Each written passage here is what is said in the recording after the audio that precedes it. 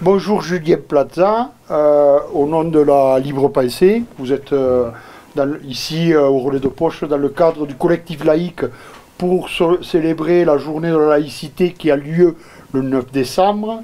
Vous avez choisi dans la multitude de sujets qu'on peut aborder autour de la laïcité, le sujet de la loi 1905. En fait, c'est la base.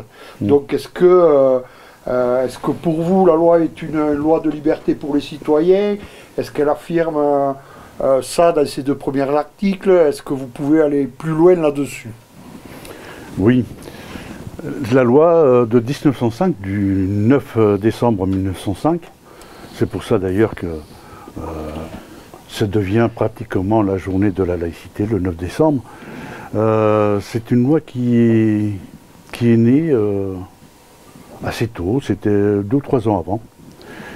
Et il y avait un besoin de se séparer des concordats, parce que la France était concordataire depuis Napoléon, et l'État, avec l'Église, avait des accords, et ils entretenaient une relation commune tous les deux. C'est ça le concordat, c'est-à-dire cet accord qu'avait l'État avec l'Église. Voilà. C'est ce que vous voulez dire. L'État nommait les évêques, et les évêques, après, avaient l'aval du Vatican à ce propos. Et l'histoire avait commencé comme ça, et en 1901, sur la loi des associations, les gouvernements radicaux avaient voulu supprimer les congrégations et s'en séparer, surtout les congrégations qui s'occupaient d'enseignement. Et Émile Combes, Émile Combes a fait en sorte que les congrégations n'existent plus en France. L'école laïque est arrivée en 1896. Je dis 1896 parce que les lois Ferry c'est 1882, mais c'est en 1896 que le gouvernement a décidé que tous les enseignants devaient être laïcs, c'est-à-dire qu'ils ne devaient pas être issus d'une quelconque confession. Et un peu avant, en 1882, ils avaient décidé que les cimetières étaient ouverts à tout le monde. Il n'y avait plus de concessions religieuses dans les cimetières. C'est pour dire, c'est une petite machine en arrière pour dire que bon, la loi est arrivée petit à petit. Ça s'est pas fait du jour au lendemain, quoi. Ça s'est pas fait du jour au lendemain, et ça s'est fait surtout suite à un voyage d'Émile Loubet. Je crois qu'ils s'appelaient tous Émile à l'époque. C'était plus simple. Voilà, président de la France, qui était allé, de la République, qui était allé voir le roi d'Italie, sans passer par le Vatican. Et le Vatican avait envoyé une bulle à tous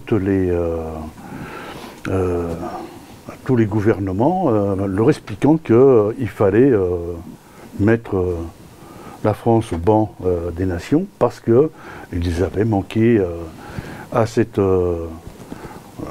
je dirais, forme protocolaire, d'aller voir le pape. Et ça a fuité, parce que le prince de Monaco, bien ami certains députés français, a montré ce document. C'est arrivé dans la Chambre des députés, et on s'est dit de quoi se mêle le pape dans notre gouvernement. Et donc a commencé le travail sur la loi de 1905, c'est-à-dire qu'il a mis un certain temps pour se mettre en place, de séparation des églises et de l'État. Donc la loi, le premier article, c'est la République... Je vais le lire. La République assure la liberté de conscience. Voilà.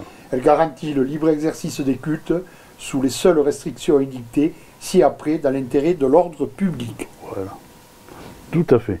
Donc ça veut dire que la République, elle laisse tout un chacun penser ce qu'il veut, et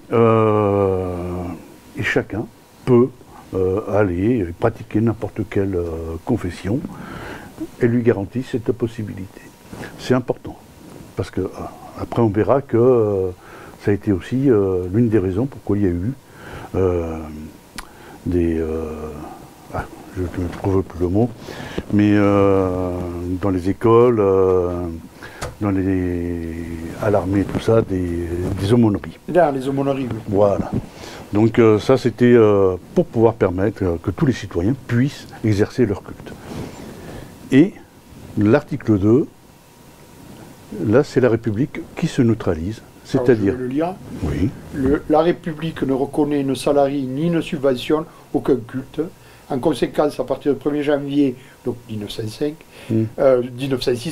qui suivra la promulgation de la présente loi, seront supprimés des budgets de l'État, des départements et des communes, toutes dépenses relatives à l'exercice des cultes. Pourront toutefois être inscrites au dit budget des dépenses relatives à des services d'aumônerie et destinées à assurer le libre exercice des cultes dans les établissements publics tels que lycées, collèges, écoles, hospices, asiles et prisons. Les établissements publics du culte seront supprimés sous réserve des dispositions énoncées à l'article 3. Et l'article 3 est très long et détaille en fait toute la sortie du culte de la République, grosso modo. Voilà. Et donc c'est la République qui est laïque. C'est la République qui, elle, est neutre. Et c'est elle qui ne doit pas privilégier une quelconque religion par rapport à une autre.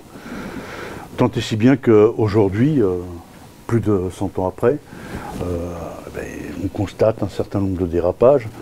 Quand Emmanuel Macron est allé au Bernardin retrouver les évêques, il avait évoqué de réparer le lien abîmé qu'il y avait entre la République et les églises. Il n'y avait plus de lien depuis 1905. Donc on ne peut pas réparer un lien qui n'existe pas. Donc ça veut dire qu'on cherche de la clientèle à travers les cultes. Donc c'est comme l'Hanouka, qu'il a allumé les bougies d'Hanouka à l'Élysée. C'est une forme de chercher de la clientèle pour religieuse. Oui, religieuse, faire plaisir. Voilà. Mais la République, elle ne devrait pas, et entre autres les représentants de la République ne devraient pas, ne doivent pas, je dis pas ne devraient pas, ne doivent pas normalement s'exprimer dans ce sens. Le citoyen, lui, a toutes les libertés. Julien Plaza, quelle est pour vous la force de cette loi 1905? La force, c'est que c'est garantir la liberté à tous les citoyens.